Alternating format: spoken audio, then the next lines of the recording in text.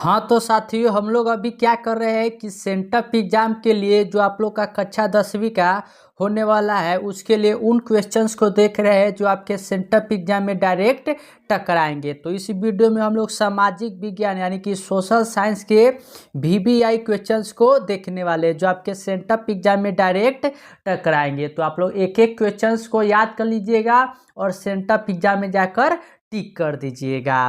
तो फटाफट से हम लोग क्वेश्चंस की ओर बढ़ते हैं।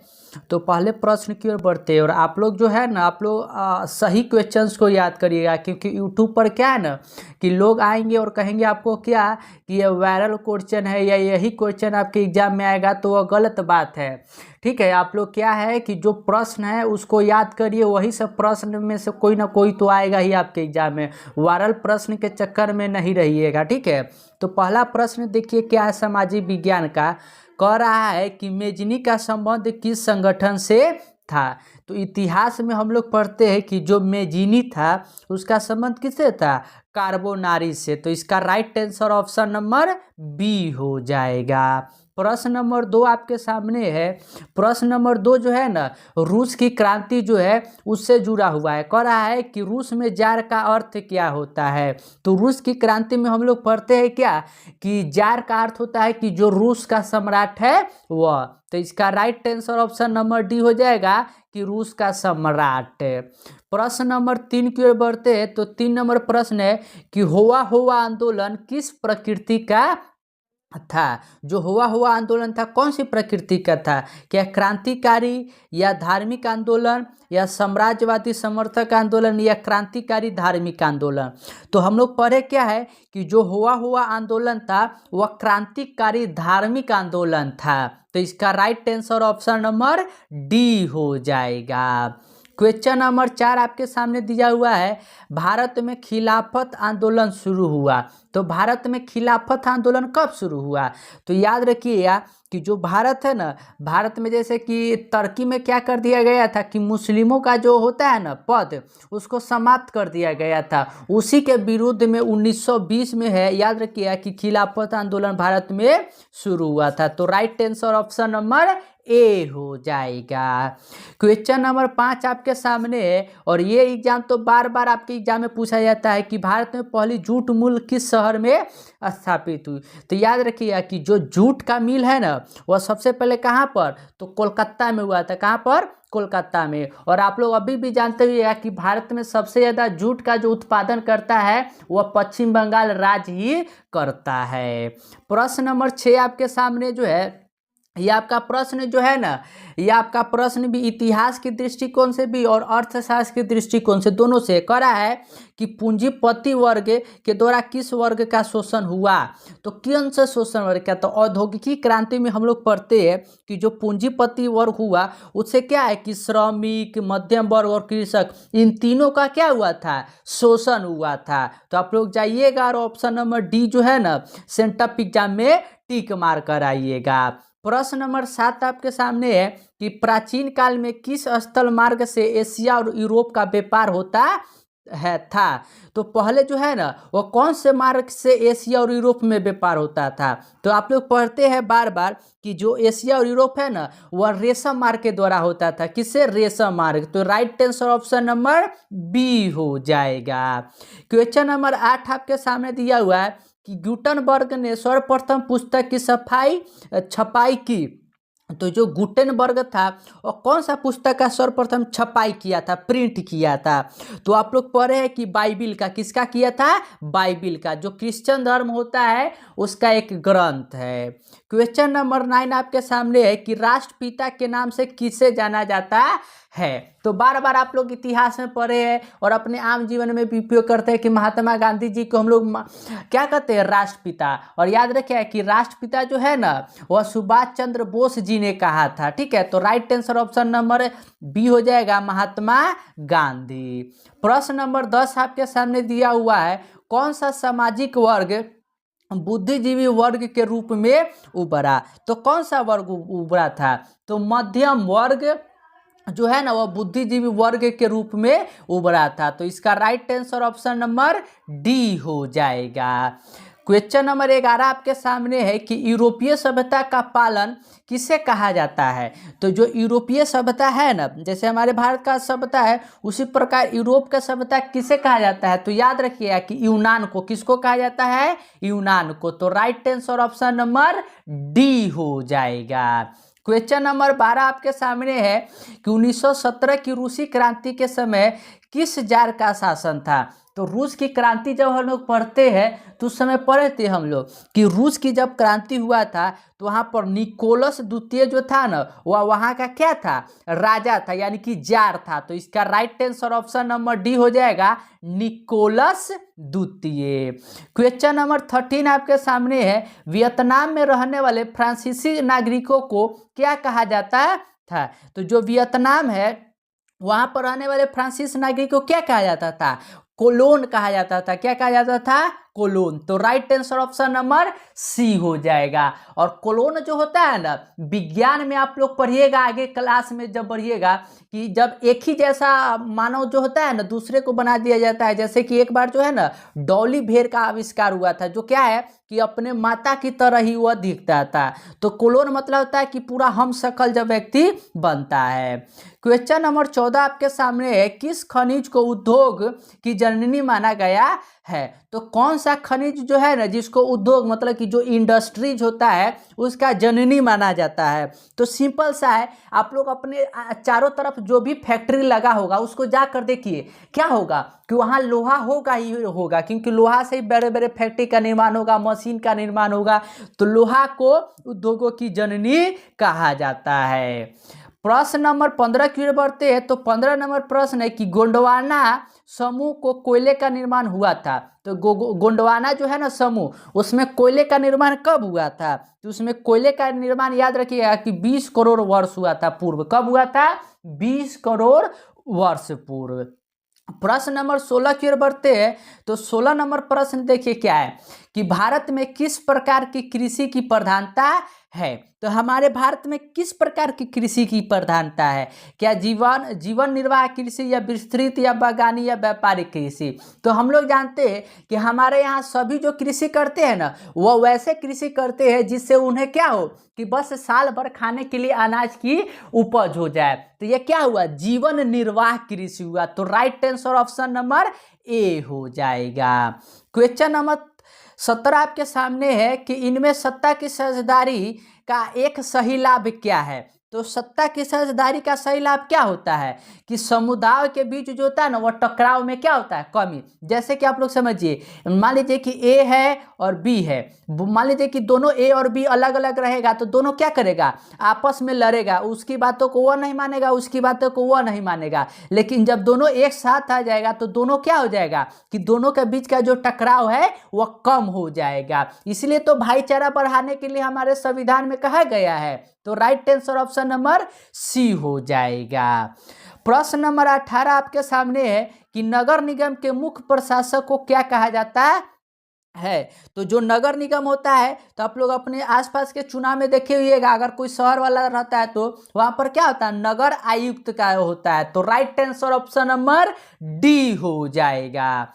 क्वेश्चन नंबर 19 है आपके सामने, जीवन की भौतिक गुणवत्ता का सूचक है।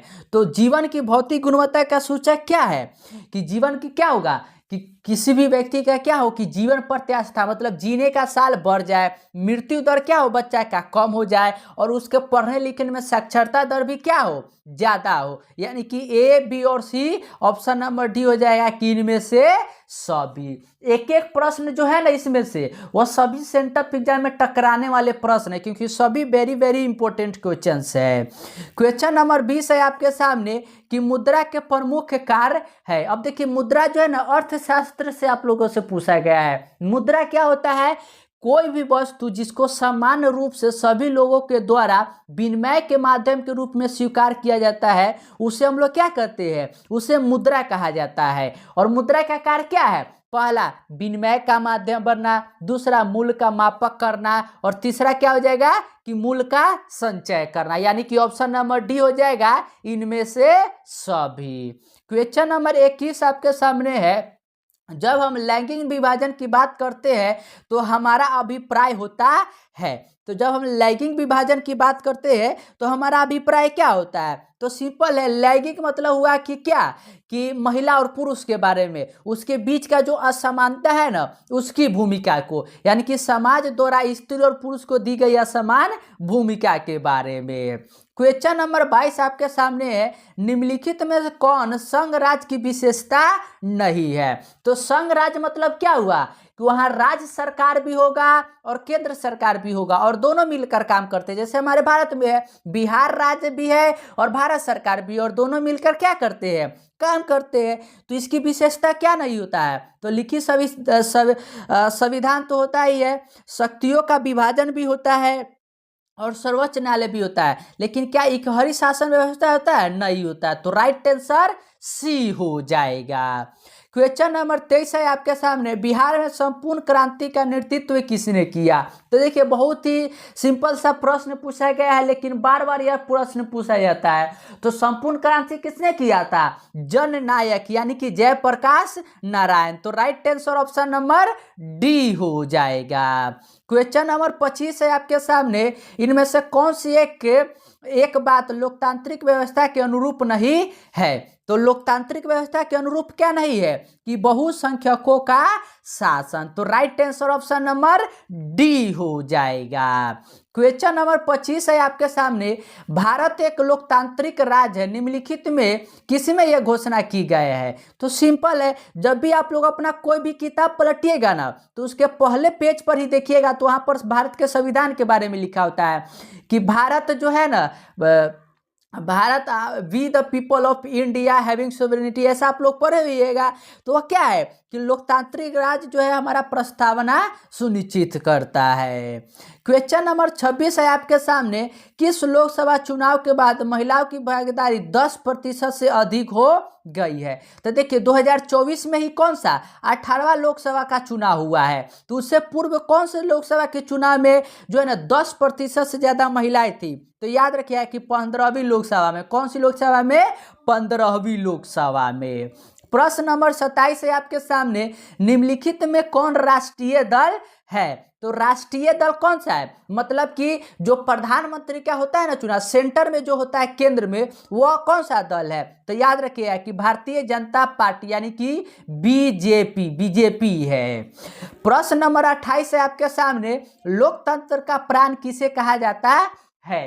तो आप लोग बार बार जब भी आप लोग राजनीतिक शास्त्र पढ़ते हैं, उसमें एक शब्द आपको मिलता है, राजनीतिक पार्टी। क्योंकि राजनीतिक पार्टी की क्या है, चुनाव लड़ता है और लड़कर अपने किसी भी एक अच्छे नेता को क्या है, प्रधानमंत्री, मुख्यमंत्री, मंत्री बनाता है। तो लोकतंत्र का प्राण किसको कहा जाता है? राजनीतिक दल को कहा जाता है। तो right answer option number A हो जाएगा। क्वेश्चन नंबर 29 आपके सामने दिया हुआ है, कह रहा है क्या कि भारत में संघ एवं राज्यों के बीच अधिकारों का विभाजन कितनी सूचियों में हुआ है? तो भारत में संघ और राज्य के बीच जो है वह सूची का बंटवारा कितने भागों में हुआ है? तो 3 सूची है, याद रखिएगा। एक संघ सूची है, दूसरा राज्य सूची है और तीसरा है समवर्ती सूची। राज्य सूची में क्या है कि सिर्फ राज्य कानून बनाते हैं, संघ सूची में क्या है कि सिर्फ केंद्र सरकार, और केंद्र सूची पर सिर्फ केंद्र सरकार, और संघ सूची पर राज्य और केंद्र सरकार दोनों। तो इसका राइट आंसर हो जाएगा कि 3 सूचियां है। क्वेश्चन नंबर 30 आपके सामने है, निम्नलिखित में कौन लोकतंत्र में रंग भेद के विरोधी नहीं थे? रंग भेद मतलब क्या है कि गोरा काला। तो गोरा काला का विरोधी कौन नहीं थे? तो याद रखिए कि जेड गुड्डी। कौन नहीं थे? जेड गुड्डी। क्वेश्चन नंबर 31 आपके सामने है, सासाराम नगर का विकास हुआ था। तो जो सासाराम नगर है उसका विकास कब हुआ था? तो इतिहास में हम लोग पढ़ते हैं क्या कि जो शेरशाह आया था ना, उसी ने क्या किया था कि सासाराम नगर का विकास किया था, और वह मध्य युग था। क्या था? मध्य युग, क्योंकि शेरशाह के बाद हुमायूं आता है और हुमायूं के बाद अकबर आता है। तो इसका right answer option number A हो जाएगा, मध्य युग हो जाएगा। क्वेश्चन नंबर 32 है, अविभाजित बिहार में निम्नलिखित में कौन एकमात्र नियोजित नगर था। तो बिहार में जो है ना नियोजित नगर कौन था? तो याद रखिएगा कि जमशेदपुर। कौन था? जमशेदपुर। क्वेश्चन नंबर 33 आपके सामने है, पटना हवाई अड्डा का नाम क्या है? तो जो पटना हवाई अड्डा, पटना में हवाई अड्डा है ना, तो उसका नाम क्या है? तो याद रखिएगा कि संपूर्ण क्रांति को करने वाले जयप्रकाश नारायण जिनके नाम पर रखा गया है, जयप्रकाश नारायण अंतर्राष्ट्रीय हवाई पतन रखा गया है। क्वेश्चन नंबर 34 है, बिहार में रज्जू मार्ग कहाँ है? तो बिहार में रज्जू मार्ग कहाँ है? क्या बिहार शरीफ में, राजगीर में, गया में या बांका में? तो याद रखिए कि रज्जू मार्ग राजगीर में है। कहाँ पर है? राजगीर में है। क्वेश्चन नंबर 35 आपके सामने है, बिहार में खनिज तेल की संभावना है। तो बिहार में कौन से क्षेत्र में खनिज तेल, मतलब पेट्रोल डीजल जो होता है वह कहाँ से मिल सकता है? तो याद रखिएगा कि हमारे बिहार का हिमालय वाला जो क्षेत्र है ना वहां पर। तो right answer option number A हो जाएगा। क्वेश्चन नंबर 36 है, देखिए क्या कर रहा है कि कांवर झील स्थित है। तो कांवर झील कहां पर स्थित है? तो कांवर झील याद रखिएगा कि बेगूसराय में है। कहां पर है? बेगूसराय में है। क्वेश्चन नंबर 37 जो है वह है कि संजय गांधी जैविक उद्यान किस नगर में स्थित है? तो जब भी आप लोग पटना जाते हैं तो पटना में संजय गांधी जैविक उद्यान आप लोग जरूर देखे होइएगा। तो ये कहां पर है? पटना में है। तो इसका right answer option number D हो जाएगा। क्वेश्चन नंबर 38 नंबर क्या कर रहा है आपके सामाजिक विज्ञान का, कि निम्नलिखित में कौन सड़क के एक वर्ग नहीं है? एक वर्ग नहीं है, ये कौन सा सड़क जो है ना वह नहीं है? तो याद रखिएगा कि पूर्वी पश्चिम गलियारा जो है ना यह नहीं है। तो right answer option number A हो जाएगा। क्वेश्चन नंबर 39 आपके सामने है, और देखिए यह अर्थशास्त्र का प्रश्न तो आपके सामाजिक विज्ञान में ही पूछा ही जाएगा, क्योंकि यह बार बार प्रश्न पूछा जाता है। प्रश्न क्या है कि जिस देश का राष्ट्रीय आय अधिक हो वह देश कहलाता है। तो सिंपल आप लोग समझिए, अगर किसी देश का राष्ट्रीय आय बहुत ज्यादा है तो वह क्या होगा? वह विकसित होगा। जैसे कि अमेरिका, फ्रांस, ऑस्ट्रेलिया, इंग्लैंड हो गया। तो इसका right answer option number B हो जाएगा, विकसित देश। प्रश्न नंबर 40 है आपके सामने, भारत किस राज्य के प्रति व्यक्ति आय सर्वाधिक है? तो भारत में कौन सा राज्य का प्रति व्यक्ति आय सबसे ज्यादा है? तो याद रखिएगा कि गोवा राज्य का सबसे ज्यादा है प्रति व्यक्ति आय। प्रश्न नंबर 41 है आपके सामने, निम्नलिखित में कौन मुद्रा का कार्य नहीं है? मुद्रा का कार्य क्या नहीं है? तो पहले भी आपको बताया है कि मुद्रा का कार्य होता है कि विनिमय का माध्यम, मूल्य का संचय करना, भविष्य का भुगतान करना, मूल्य का मापन करना, लेकिन उत्पादन जो होता है ना, प्रोडक्शन नहीं होता है। तो right answer option number D हो जाएगा। क्वेश्चन नंबर 42 है आपके सामने, भारत का केंद्रीय बैंक कौन है? तो भारत का केंद्रीय बैंक कौन है? मतलब केंद्रीय बैंक कौन? कि जो बैंकों का बैंक हो, जो नोट जारी करता हो, जो सरकार का बैंक हो, जो सरकार के बदले में बॉन्ड जारी करता हो, लोन लेता हो या लोन देता हो, वह कौन है? वह है रिजर्व बैंक ऑफ इंडिया, यानी कि आरबीआई। तो right answer option number A हो जाएगा। क्वेश्चन नंबर 43 है आपके सामने, ऊर्जा का मुख्य स्रोत क्या है? तो ऊर्जा का मुख्य स्रोत क्या है? तो याद रखिएगा कि कोयला, पेट्रोलियम और विद्युत तीनों है। आप लोग अपने आसपास देखिए, पेट्रोल का हम लोग उपयोग कर रहे हैं, कोयला का और विद्युत का। तो राइट आंसर डी हो जाएगा, निम्न में से सभी। क्वेश्चन नंबर 44 आपके सामने है, कह रहा है क्या कि आर्थिक विकास संबंधित है। तो आर्थिक विकास किससे संबंधी होता है? तो याद रखिए कि परिणाम में और गुणवत्ता में परिवर्तन दोनों से संबंधित होता है, लेकिन अगर आर्थिक समृद्धि कहता है तो वह सिर्फ परिणाम से होता है। तो राइट आंसर सी हो जाएगा। क्वेश्चन नंबर 45 है, निम्नलिखित में किसे बाढ़ से सबसे अधिक हानि होती है? तो बाढ़ से सबसे ज्यादा किसको हानि होता है? अभी इसी साल हमारे यहाँ बिहार में बाढ़ आया है, तो इससे किस किस को नुकसान हुआ है? तो आप लोग कहिए कि सर फसल नाश हो गया है, पशु सब दह गए हैं, उनकी मृत्यु हो गया है, भवन, बड़े बड़े भवन गिर गए हैं, यानी कि उपरोक्त में से सभी को होता है। प्रश्न नंबर 46 है आपके सामने, समान संचार व्यवस्था को बाधित होने का मुख्य कार्य है। तो संचार व्यवस्था बाधित कब होता है? कि जब वो केबल जो होता है ना, केबल, वह क्या हो जाए कि टूट जाए, यानी कि राइट आंसर ए हो जाएगा। क्वेश्चन नंबर 47 है आपके सामने दिया हुआ कि आग से जलने की स्थिति में किस प्राथमिक उपचार की आवश्यकता है। तो मान लीजिए कि किसी व्यक्ति को अगर आग लग गया या आग के कारण उसका शरीर में कहीं भी जलन हो गया तो उस समय आप क्या करिएगा। तो सबसे पहले याद रखिएगा कि ठंडा पानी डालेंगे। क्या डालना चाहिए? ठंडा पानी। क्वेश्चन नंबर 48 आपके सामने है, भूकंप केंद्र के ऊर्ध्वाधर पृथ्वी पर स्थित केंद्र को क्या कहते है। तो देखिए अगर नीचे भूकंप आया है, मान लीजिए कि धरती के नीचे यहाँ भूकंप आया तो यह धरती के ऊपर भी आएगा, तो इसको क्या कहते हैं? तो याद रखिए नीचे वाले को कहते हैं भूकंप केंद्र और ऊपर वाले को कहते हैं अधिकेंद्र। तो right answer option number B हो जाएगा। क्वेश्चन नंबर 49 है आपके सामने, मजदूर दिवस कब मनाया जाता है? मजदूर दिवस कब मनाया जाता है? तो याद रखिए कि मजदूरों के लिए 1 मई। कब? 1 मई। प्रश्न नंबर 50 है, हिंद चीन पहुंचने वाले प्रथम व्यापारी कौन थे? तो हिंद चीन पहुंचने वाले कौन थे? तो आप लोग जानते हैं कि 1498 में सबसे पहले कौन आता है?